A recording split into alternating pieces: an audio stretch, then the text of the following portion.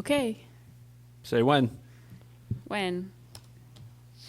So, as you all probably know, and I've been hearing since I was in about third grade, we're living in a globalized world and a globalized economy, one where capital can move really fast from one side of the globe to the other, and it can leave some regions like Pittsfield maybe high and dry, and others sort of with a lot of capital. And I think that we probably all have also been hearing that we want a different kind of economy. We don't want one that's faceless. We want one where everything's right up front. You can see what people want, you can see what people have, and you can make changes and exchange goods and services hand to hand, face to face.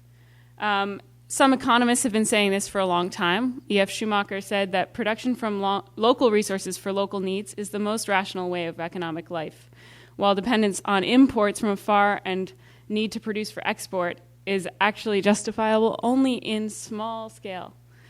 But not just economists have been saying this. Some people, like this artist, Steve Earle, has been saying this, have also been saying this. And he told a story when I just saw him a couple weeks ago. He told a story about how 7-Eleven is taking over Manhattan, where all of these bodegas have always been mom and pop shops, the corner stores where you get your egg on a roll. They're now being taken over by 7-Elevens. He says, we need something to combat that. Well, in the Berkshires, we've actually been working on this for a while. And in the early 90s, a deli owner issued his own money to support his deli so that he could move from one location to another. He actually issued his own money, deli dollars. And what that's an example of is a place-based money, something that we've forgotten about, but we used to have all over this country.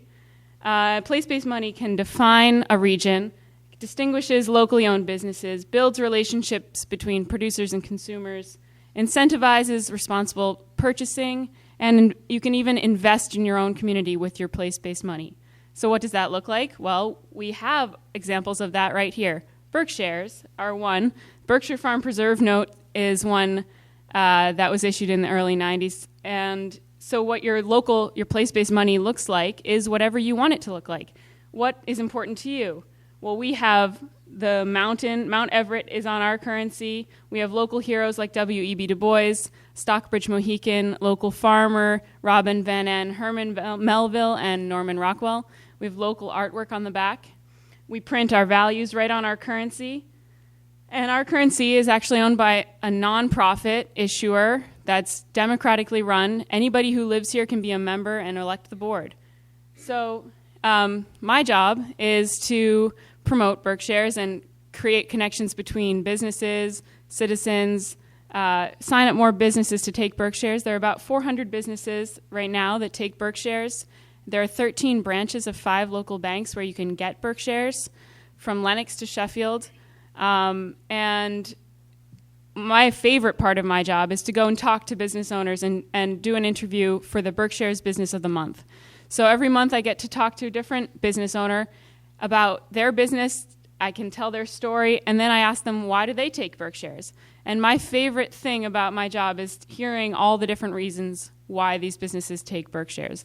So you can see some of them here. But some of them, like the bookstore that you saw, Eric Wilska is interested in BerkShares because he's fighting a behemoth, Amazon. He wants to stay the Main Street, locally owned bookstore, but he's fighting this huge behemoth with an A. And BerkShares help people recognize that his store is locally owned. It employs local people. It gives money to the Brownie Troop. It gives out gift certificates. It does a lot more than Amazon does for our local economy here and the people here.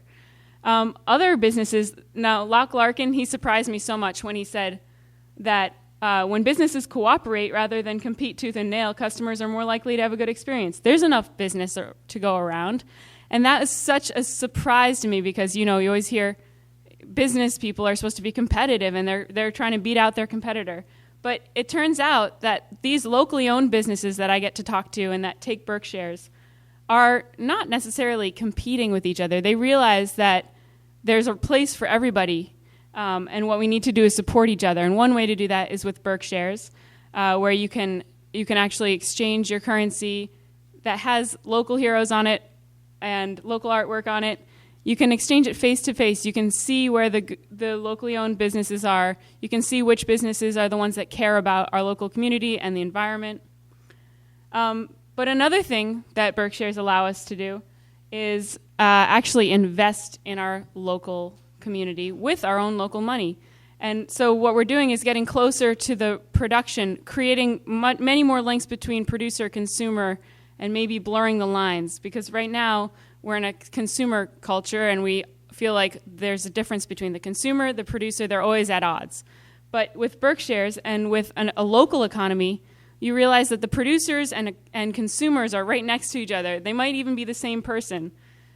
So we have a lot of what in my business of the month I've gotten to highlight a lot of these producers. This is Susan Salou, who started Monterey Chev, and she's actually the beneficiary of one of the first microloans in the 80s. We had a program called Share, where local people, instead of the banks making the decisions on credit, local people were putting up their money as collateral and investing in the businesses they wanted to see succeed.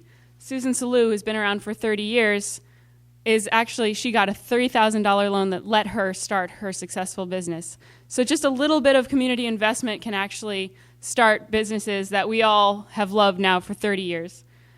Ted Dobson, I don't think I'll have enough time to talk about him, but he is an example of a business who could actually benefit from a BerkShares loan, where we can actually invest BerkShares in his business so he can produce more greens. Because right now, everybody all the restaurants around here have Equinox greens on the menu, except in February and January, when he can't grow because he doesn't have enough greenhouse space. So I have a lot of directories here.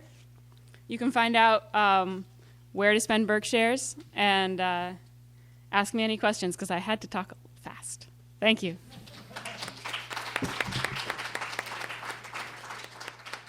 Joe.